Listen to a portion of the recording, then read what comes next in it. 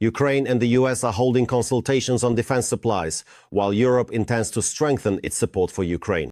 Meanwhile, North Korea is preparing to send another 30,000 soldiers to help Putin. And Lukashenko has promised to deploy the notorious Oreshnik in Belarus. They got hit on the head. The drone-producing factory in Izhevsk halted operations after a Ukrainian strike. And GUR drones set fire to a strategically important oil refinery in the Saratov region. And in Baku, mass document checks and harsh detentions of Russians are intensifying, while Kremlin bots have called Aliyev a thug and threatened to overthrow him. It looks like a real war is breaking out between Russia and Azerbaijan. All this and more in detail right now. Subscribe and leave a like. Well, let's get started. Against the backdrop of the halt in supplies of critically important types of weapons to Ukraine from the United States, Kyiv will not be able to manage without the support that Europe can provide. This was stated by NATO Secretary General Mark Rutte in an interview with the American television channel Fox News. Rutte added that Europe intends to increase its support for Ukraine. And right now, this is what we need to focus our efforts on. The first to report that the Pentagon is suspending some deliveries of high-precision munitions to Ukraine, including air defense missiles, was the reputable publication Politico, citing its sources. The reason was said to be a shortage of these types of weapons for the United States itself. The Ministry of Defense of Ukraine has demanded clarification from the Pentagon. And the Ministry of Foreign Affairs summoned the acting chargé d'affaires of the United States Embassy. Ukraine and the United States are holding consultations on defense supplies which are ongoing at all levels, as well as on further contacts between the countries that will help restore arms deliveries, the Ukrainian Foreign Ministry stated. Russian occupiers have attempted several breakthroughs towards Dakhne in the Dnipropetrovsk region, but the settlement remains under the control of Ukraine's defense forces. This was reported by the General Staff of the Armed Forces of Ukraine. Ukrainian soldiers continue to hold back the onslaught of the invaders, who are trying to cross the administrative border between Donetsk and Dnipropetrovsk regions.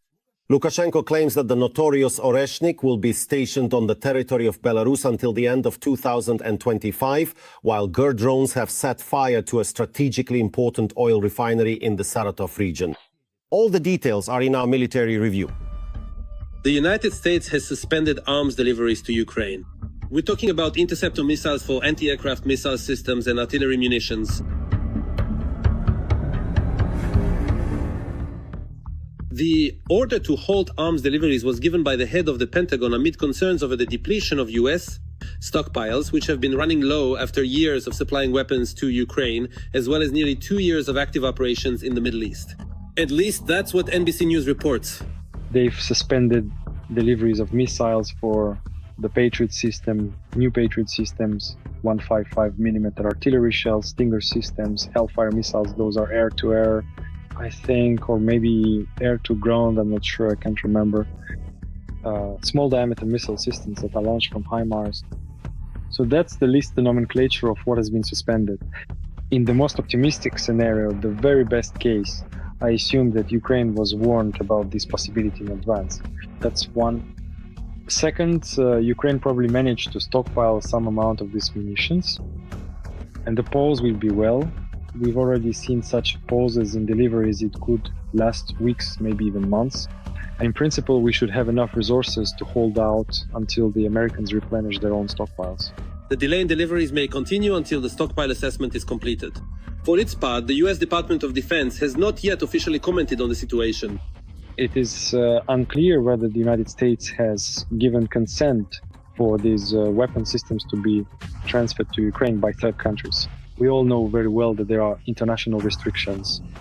Even if, say, Australia bought a Patriot system and they've had it in service for about 15 years now, and it's a completely Australian system without the manufacturer's consent, these systems cannot be transferred to Australia. Meanwhile, the self-proclaimed president of Belarus, Lukashenko, has once again reminded the world of his presence. He boasted that the Russian Oreshnik will be deployed in the country by the end of 2025.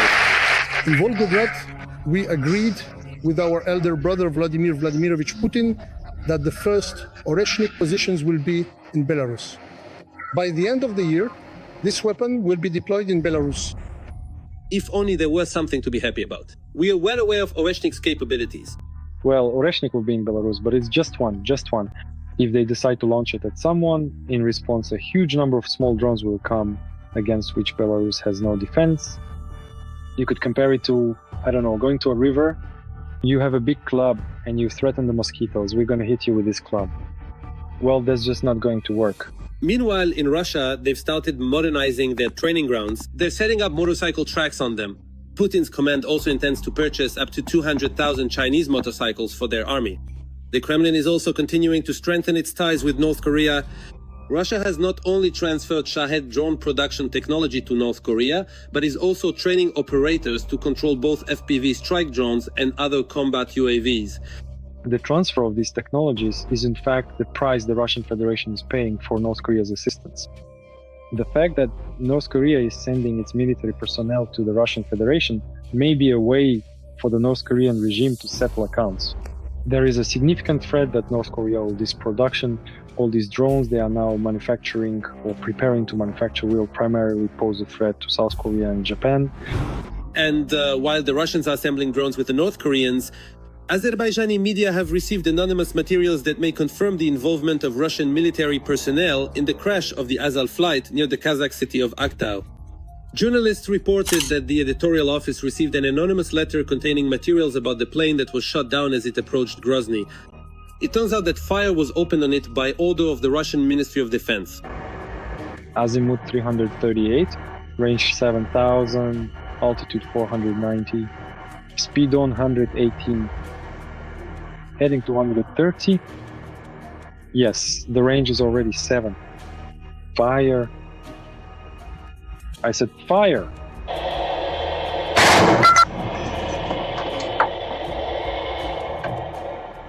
Firing.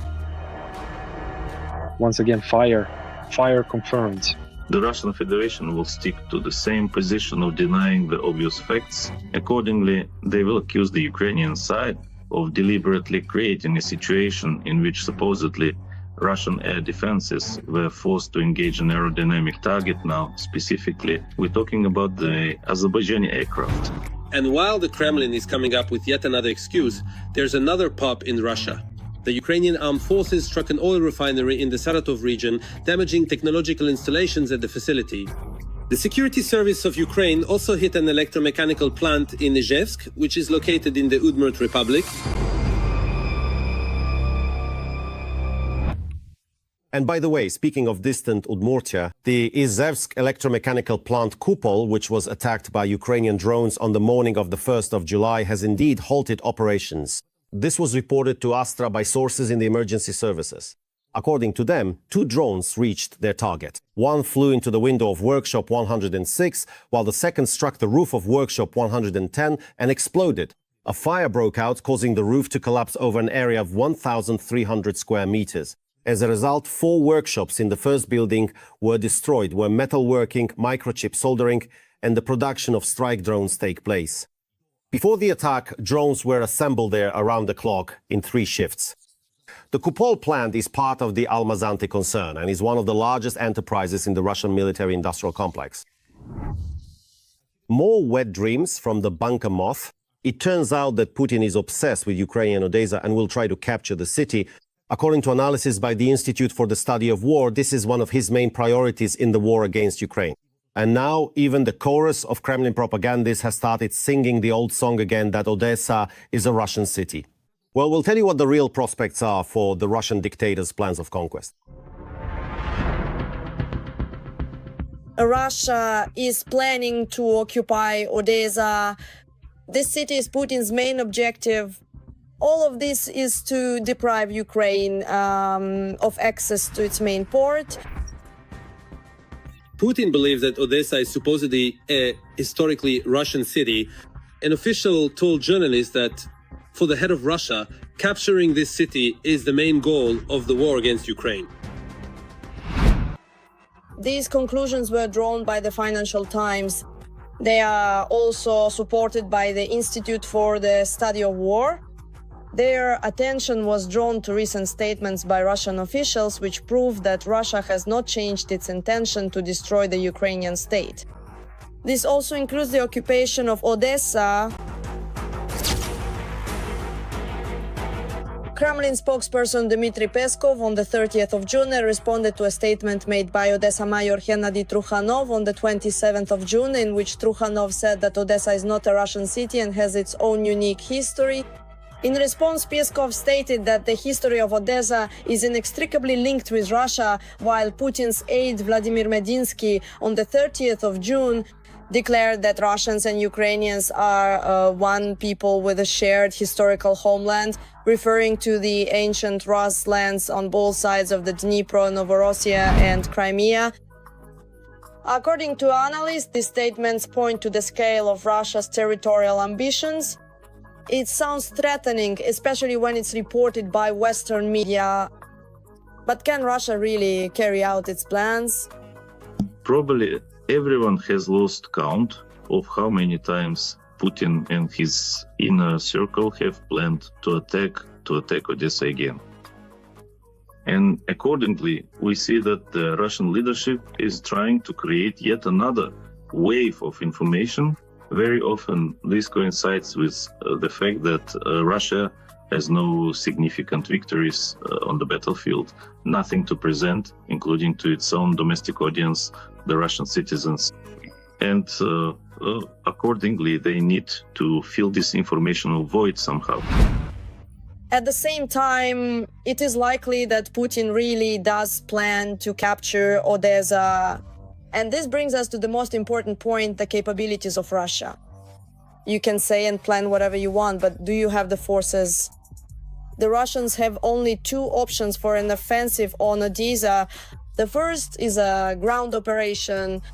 The occupiers won't be able to advance from Transnistria. The number of troops there is dismal, and it's impossible to transfer more. And in fact, one of the reasons for the occupation of Odessa, which was mentioned earlier, is the corridor to Transnistria.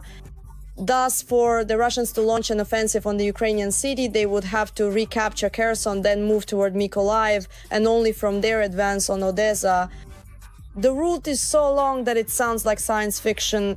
The second option is an amphibious landing operation.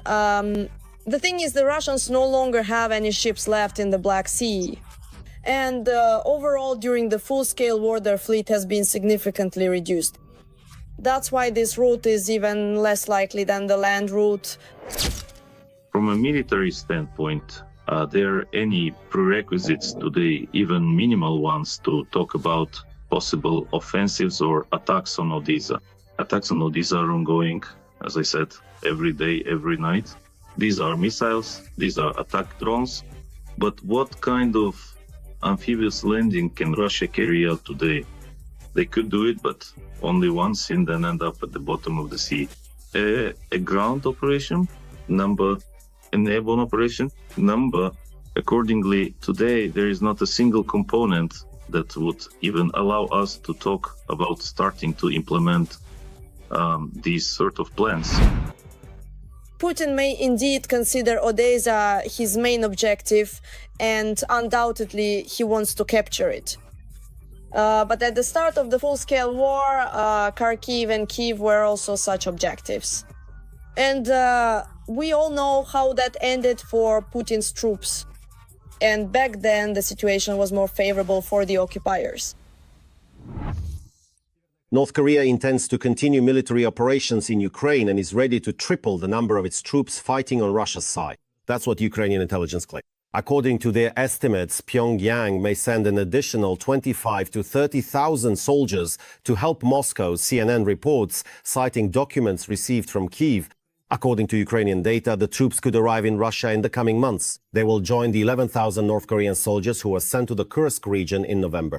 Ukrainian intelligence believes that Russia is capable of providing the North Korean troops with all the necessary equipment, weapons and ammunition, and integrating them into its combat units.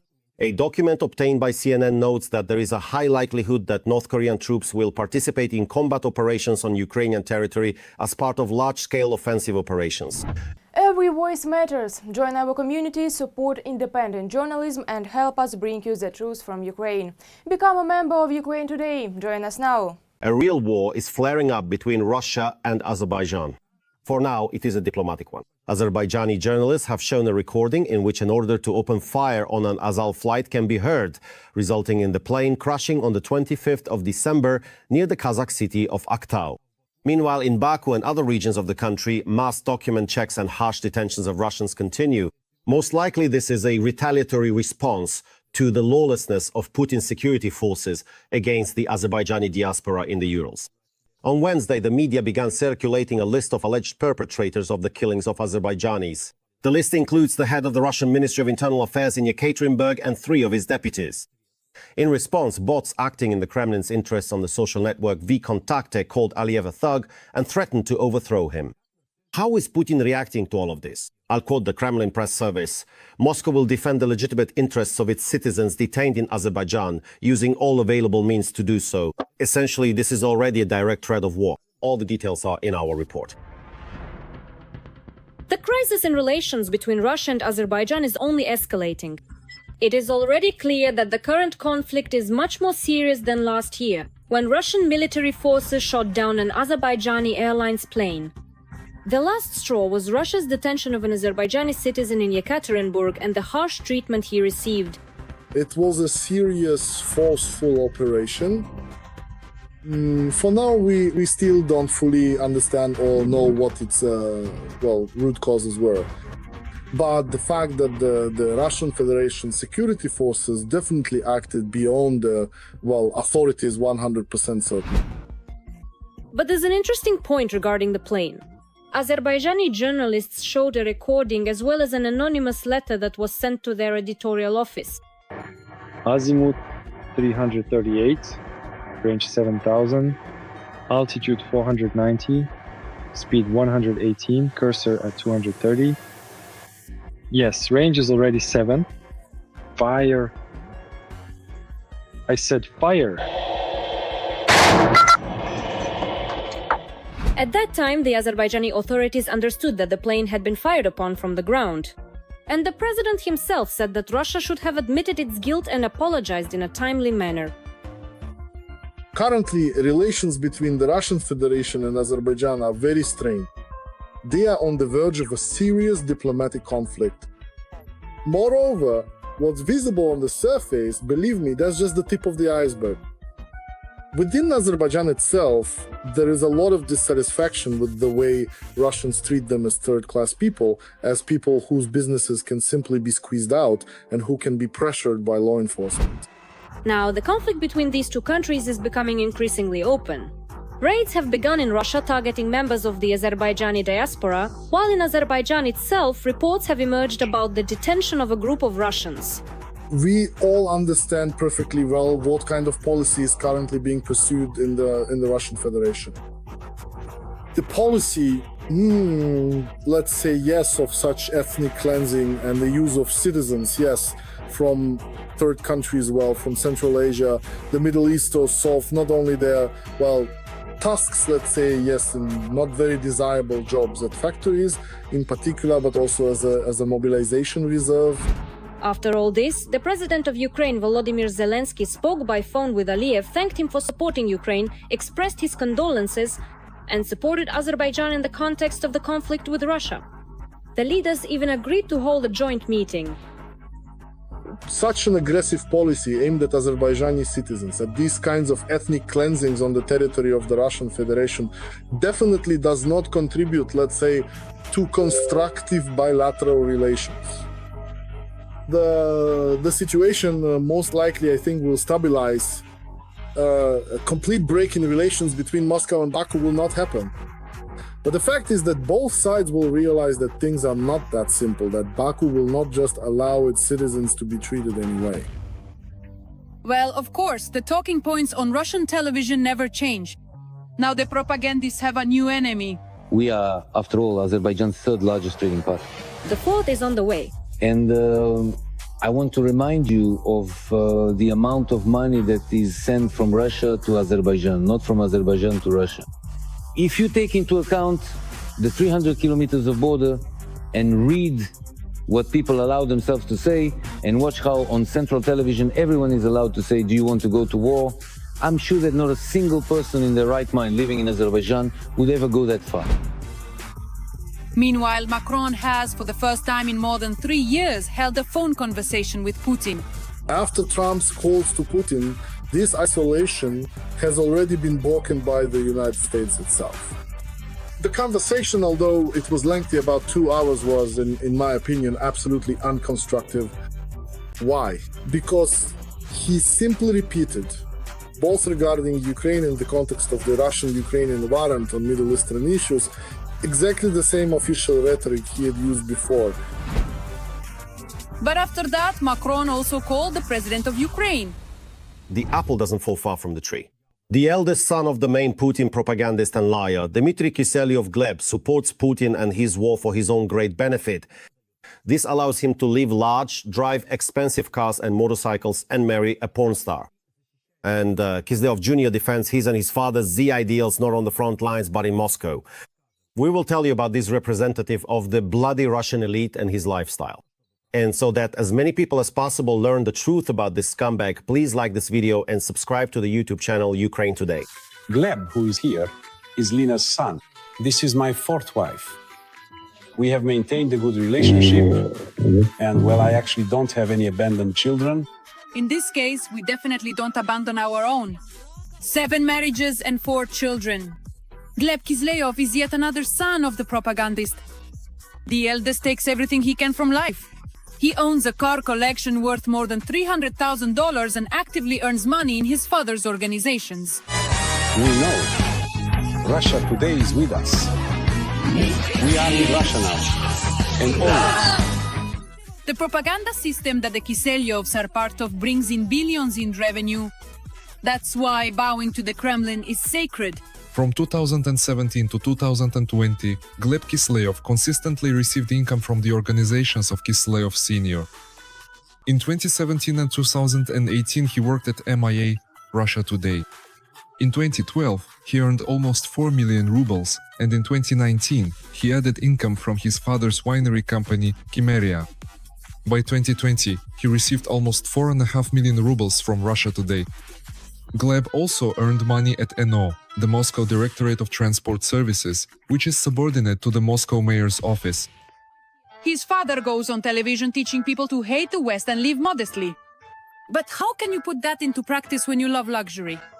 After Russia's full-scale invasion of Ukraine began, Gleb Kiselyov, at 38 years old, was given a position at RIA Novosti as a director by his father. His father got him a job at MIA Russia Today, where he holds the position of general director. Gleb helped the agency win the Heroes of Our Time award by promoting the Kremlin's agenda. We really are ready for nuclear war. Well, from a military technical standpoint, now Gleb is a patriot in a bulletproof vest, supporting the Z agenda. But not so long ago, he loved the decaying West and traveling just like his father. the idea of spending a vacation in Kolyma no longer sounds exotic. In Putin's special military operation, which is glorified by Dmitry Kiselyov and his son, it's men from impoverished villages and conscripts who are fighting. Meanwhile, both Gleb's and his wife's incomes are more than enough to allow them to regularly travel to the world's most luxurious resorts, judging by Instagram. Our ancestors did not bequeath us a vast and beautiful country so that we could afford to squander it. The propagandist's son is seriously into computer games, especially the underground scene, which is why he buys sports cars and shows them off in photos on social media. And all of this, as you can imagine, is at the expense of ordinary Russian taxpayers. Gleb owns an extremely rare hand-built Dutch sports car. The minimum price is $200,000, a BMW 430iX Drive for $60,000 and a Mazda MX-5 for at least $20,000. And on top of that, 2 Mercedes and 2 Subarus. Imagining himself a carefree angel, Kiselyov's son also bought a Yamaha motorcycle. On television, Dmitry Kiselyov is still a homophobe who once called for burying the hearts of gay people in the ground. They should be absolutely and unequivocally banned from donating blood or sperm. And if they tragically die in a severe car accident, their hearts should be respectfully buried deep in the ground or completely burned as utterly unfit to sustain anyone else's precious life. But in real life, he is not so harsh toward his daughter-in-law Odessa, the wife of his son Gleb. In the past, she was a porn actress who appeared in lesbian porn films under the pseudonyms Bendy Q and Britney S. But in Russia, they'll say it's just another fake. Millions for propaganda that's totally normal for the Kremlin's mouthpieces. Russophobia, visceral hatred of Russians. dehumanization of Russians, harassment that puts Russians outside the law and allows violence against them solely because of their nationality. Putin knows that war and its propaganda are what keep him on the throne. Children like Kiselyov's son represent a new generation being groomed for the propaganda machine, with huge sums of money poured in so long as the propaganda engine never stops. But after Putin, there will be someone else, and who knows how much that next person will change the country's, let's say, humanitarian atmosphere.